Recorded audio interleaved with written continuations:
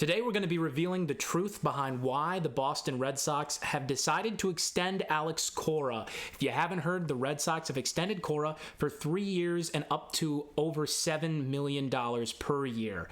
Alex Cora has been the Boston Red Sox manager since the 2018 season, and today in this video we'll break down why the Red Sox actually decided to extend him, the past 10 years of the Boston Red Sox history, just to get a look at what he's done, his track record, and the Red Sox before Cora was on the team, and the next 3 seasons and the future after. So hello everyone, I'm Evan Sharrard. Thank you for joining me again for another episode of Red Sox Digest. Let's get right into why the Red Sox really extended Alex Cora. So Alex Cora was for a while considered the best manager in baseball right after he got into the game with the Red Sox in 2018. They won the World Series, best team in baseball, 108 wins, But this quote really means a lot to why the Red Sox re-signed him. And Craig Breslow basically saying here is, as he walked through that clubhouse, getting the applause, a general manager getting the applause in Boston is huge, especially in his first season, because not only is the media tough in the Boston market, but the players who are used to playing there are just as tough. And to get this applause for re-signing Cora, especially through times where the Red Sox had really struggled and it had seemed like, hey, maybe Cora's not the right guy for this job. The Red Sox won the World Series in 2018, but maybe that was all Dave Dombrowski and he built that team up. No, it was Alex Cora, because when we look at the years before, as we'll get into, you'll note that this team really wasn't much worse than the 2018 team, and then 2019 is a different story that we'll get into as well. But I want to take us back to that graphic one more time to take a look at Rafael Devers' quote here when he left in 2020. For those of you who are unaware, Alex Cora was briefly banned from Major League Baseball for 1 season because of his role in the Houston Astros cheating allegations, and which were confirmed, that happened during the 2017 season when Cora was a coach there. And Devers' quote really says it all to me on why Cora was extended. The truth is that the players love playing for him, and Devers is the most important player on this Boston Red Sox ball club, and keeping him happy and the rest of the players is really important, especially today when managing has become much more about being there for the players and being able to help them develop. And it's the players' game. They play the game. The managers can make important moves like pulling out pitchers and setting lineups, but at the end of the day, the players are the guys that have to get it done. And keeping a relationship that's positive and keeping a model in the dugout and in the clubhouse is really important to establishing a culture. And Alex Cora is a huge culture guy. So the reason the Red Sox did this was to keep the culture the same and to keep these players happy. That is why the Red Sox extended him. And with that being said, let's take a look at the past 10 years with the Boston Red Sox here. So the past 10 seasons, when we really look at what's going on here, there's the quote, Alex Cora's back in Boston, staying through the 3 years in case you didn't see it already. But the Boston Red Sox were really, they were a great team for much of the 2010s. Besides the 2014 and 15 season there, you see they're 5th of 5th. They like to do this worst to first thing. Those who've been Red Sox fans for a long time are aware of this, but those who haven't been, here you go, you're learning it now.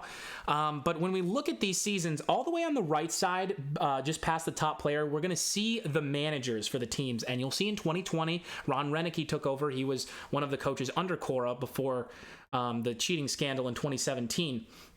But let's take a look at John Farrell's tenure here. John Farrell was the manager in the 2013 World Series when the Red Sox won, and he was brought in after more of an unsuccessful hiring because they needed a new guy. They needed a new face in the house. So Terry Francona left, and that's kind of what he said on his way out, is they really need a new voice in the room. So Farrell eventually came in, and he was successful and unsuccessful, and really what ended up happening is the Red Sox they're not very patient. I mean, this is one of, I like to call them the big four baseball teams, and let's throw the Braves in there as well. The Dodgers, the Yankees, the Cubs, and the Red Sox are always four big money spenders. The Cubs not so much as of recent, but historically speaking, they are well liked by many and considered a famous team. So are the Braves. So those would be the big five for me.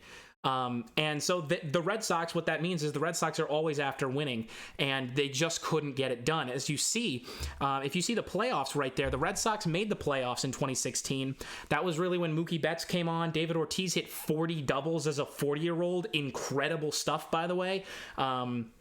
Yeah, that's another video in and of itself. But Ortiz was crazy, and the Red Sox got swept by the Cleveland Guardians that year. And then the next year, all right, let's try it again. Last year, bad luck. Ortiz retires.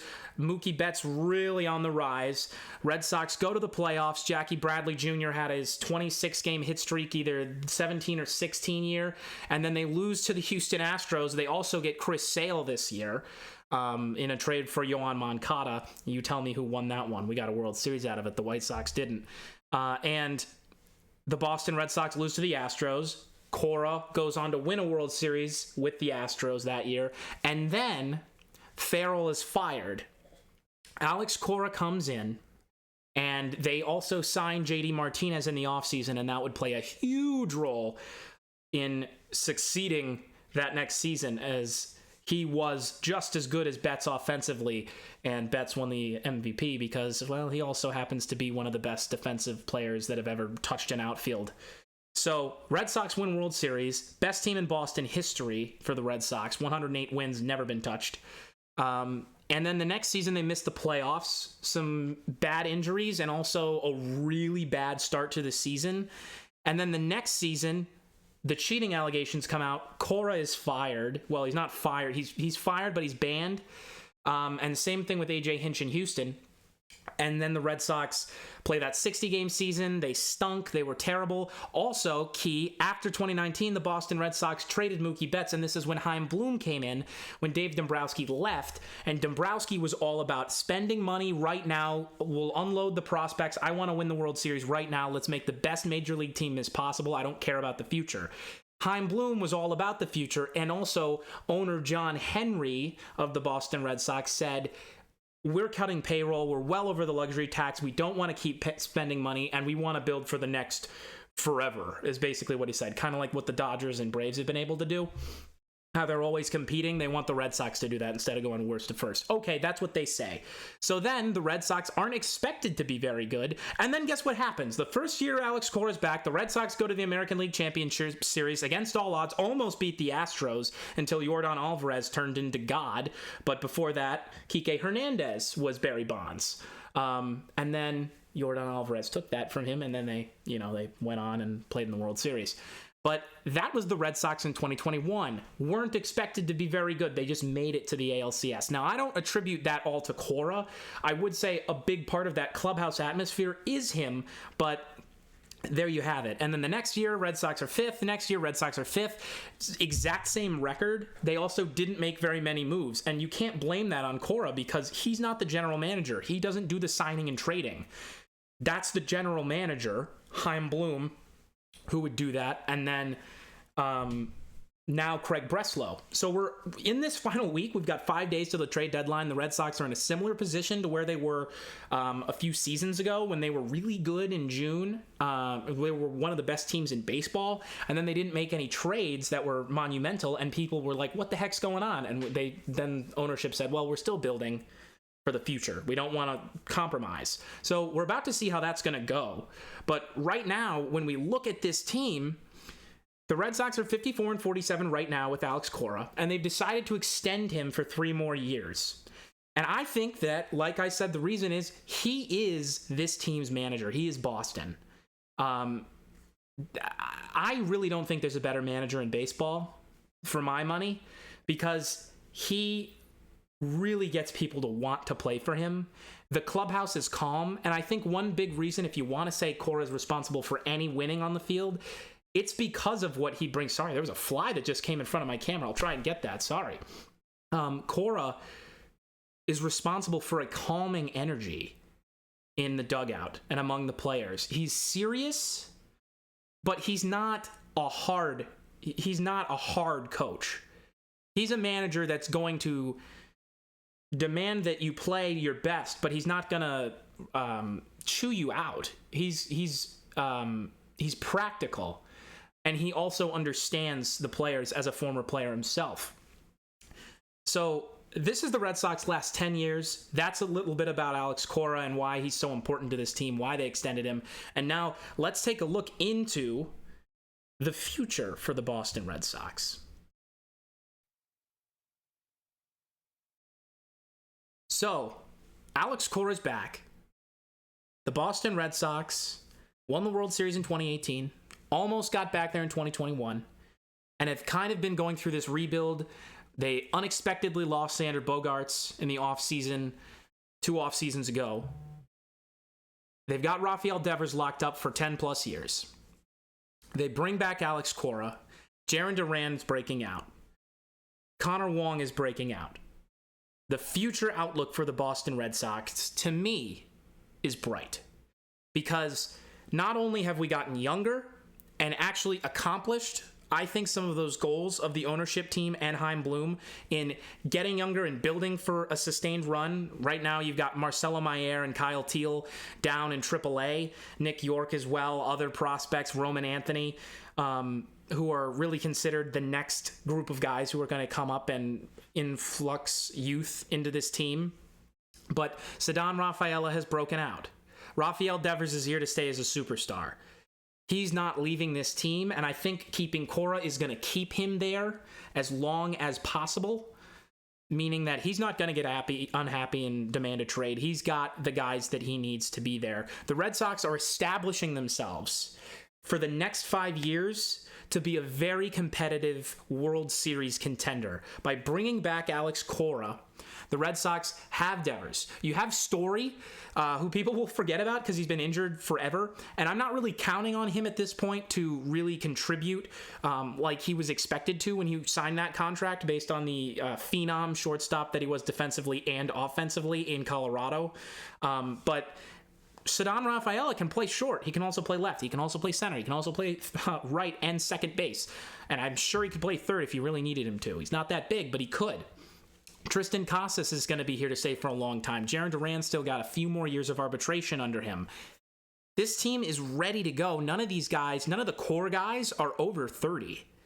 So it's exciting to be a Red Sox fan over the next 5 years. It's been who am I speaking for besides a Boston fan when I say it's been exciting to be a Boston sports fan in general for the past 20 years.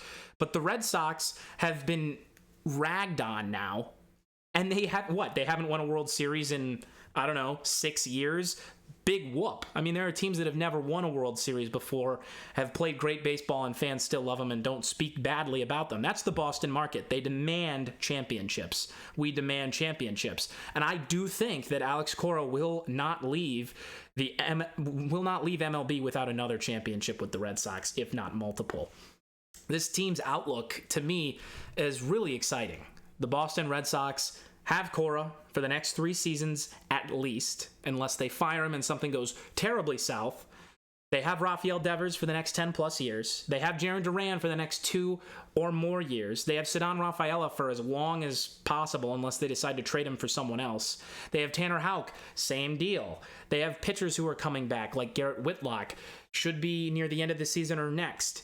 And they've also got so many young guys in the system who are really top-notch, which is kind of following the model of the Houston Astros, of the Atlanta Braves, of the LA Dodgers. Now, they are a more trade and sign team, so they'll throw away some of their prospects, but they'll also let them come up and rake and really turn into great players. And so the Red Sox are, I think, going to be taking their hand in making some more organic players on this team rather than signing and trading everyone. And although it looked like they were playing Moneyball for a little bit back when Chaim Bloom just started, now he's gone and Craig Breslow's come in.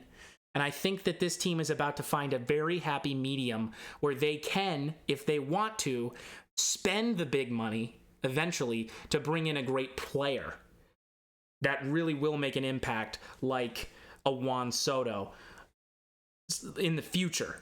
Not saying that they're going to go and get Juan Soto, but they will have the ability to do that because they have players under tenure, under arbitration, and are younger, instead of having to pay a bunch of guys like the Red Sox used to do this, where they paid Carl Crawford and Josh Beckett. They both had $100 million left on their contract when they traded them to the Dodgers.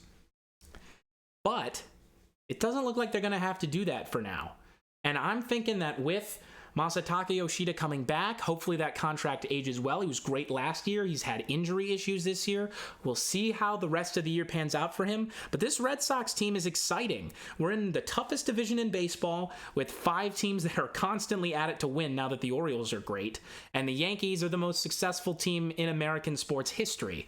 So you've got competition, and not to mention the Blue Jays are wildly underperforming. Whether they make the trades at the deadline that we expect them to or not is up to their team. But these teams are always competing, and oh yeah, the Rays like to play Moneyball too, and they're usually pretty good at it, although this year is not turning out so well. So that is all for Alex Cora, the Boston Red Sox, for the past 10 years and the next 3. And I will see you in the next video. Remember to subscribe to make sure that you are staying up to date on all the Red Sox information that's coming your way. The trade deadline's in just 5 days. Have a great day. Thank you so much for watching. I'm Evan Sharrard, signing off.